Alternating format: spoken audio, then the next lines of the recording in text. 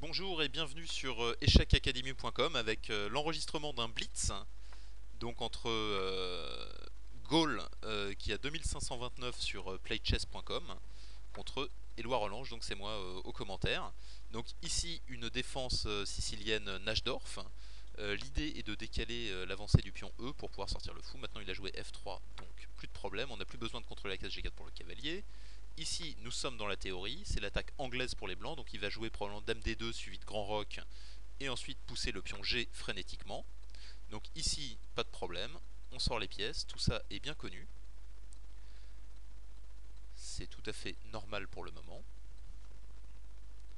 Donc là, il va certainement jouer Grand Roc, on va jouer cavalier BD7, on sort les pièces, on va préparer B4, tour C8, on développe pas le fou F8 dans cette variante, parce qu'on a peur de se faire attaquer. Donc ici, il joue fou E2, qui est un plan alternatif un peu bizarre.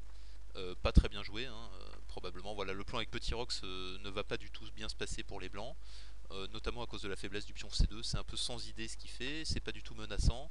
Le pion F n'a pas avancé, voilà, donc là il essaie de résoudre le problème du pion C2.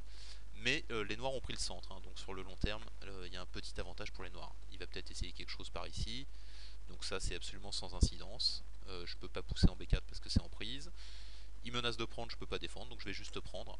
De toute façon, ça ne change pas l'évaluation générale de cette position, qui est qu'il y a un petit avantage pour les noirs. Donc l'avancée D5 est très thématique. On peut la préparer ou la faire tout de suite. On peut d'abord jouer cavalier C5 ou cavalier B6 pour essayer d'arriver en C4, mais ça lui posera pas de problème parce qu'il va jouer B3, donc je vais jouer D5 immédiatement pour lui casser son centre. Sur D5, il faut toujours se prémunir contre l'avancée E4-5, donc ici il n'y a pas de problème puisque le cavalier est bien en D7. Donc on prend toutes les cases, on voit que s'il prend D5, on reprend du cavalier, le fou se retrouve obligé de reculer, ça perd encore du contrôle sur la case F4. Donc l'avantage ici se profile tranquillement. On va voir comment il va réussir à s'en sortir. Cavalier F2, un coup pas terrible, apparemment perd un pion, il a certainement vu une pointe tactique, c'est-à-dire que si je prends deux fois, il va finir par cavalier prend E6 et récupérer le matériel, mais de toute façon je vais prendre pour lui affaiblir sa structure de pion. Maintenant il choisit.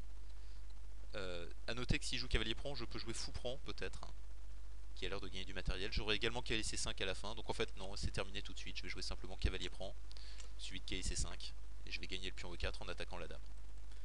Donc ici là on va gagner un pion, on va se retrouver avec le fou B7 bien placé sur le roi, donc le roi blanc qui va être faible. Là on peut chercher s'il n'y a pas d'autres astuces tactiques, mais enfin la tour A5 est en prise, donc après qu'il prend E4 ça l'oblige à mettre la dame sur la case E1, sinon la tour est perdue. Ici ça va devenir très très compliqué pour les blancs dans quelques coups. Il va y avoir du fou C5 qui arrive, fou C5 qui est pas mal, qui fait un clouage, qui attaque le cavalier D4. C'est pas évident pour lui de s'en sortir, je peux également jouer fou D6, mais la dame ne passe pas par là-bas.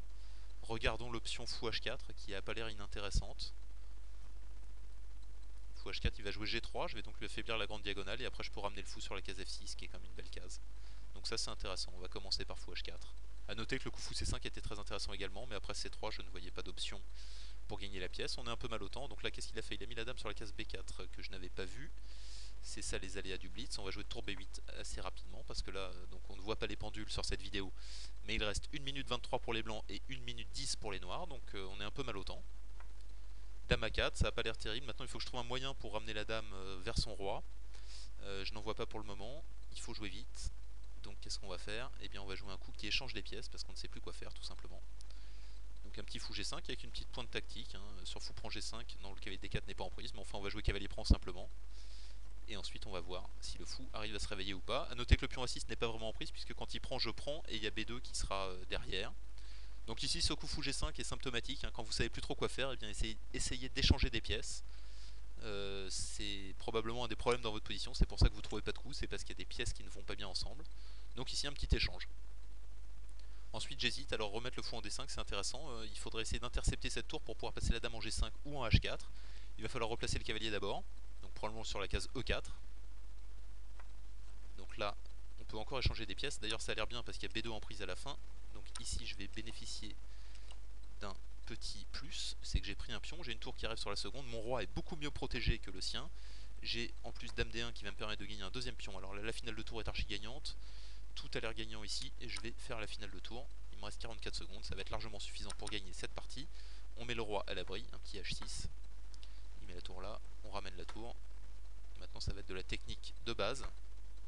Échange de tour, cette finale de tour pose pas de difficulté. Voilà, on prend, on fait G6 quoi qu'il arrive. Le roi vient en G7.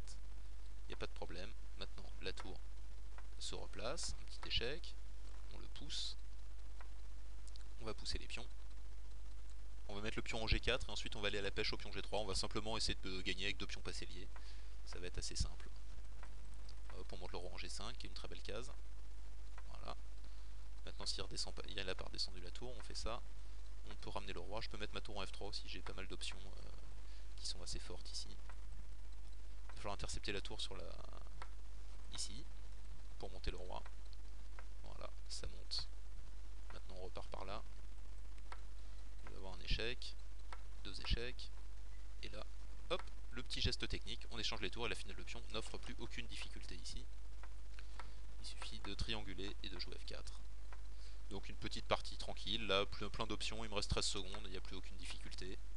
On va pousser tous les pions avec le pré-move. Voilà. Alors là il doit y avoir mat en quelques coups, mais je ne l'ai pas vu, donc je fais dame. Et maintenant on monte. Hop, hop, hop. Et un petit mat à 2 secondes de l'arrivée.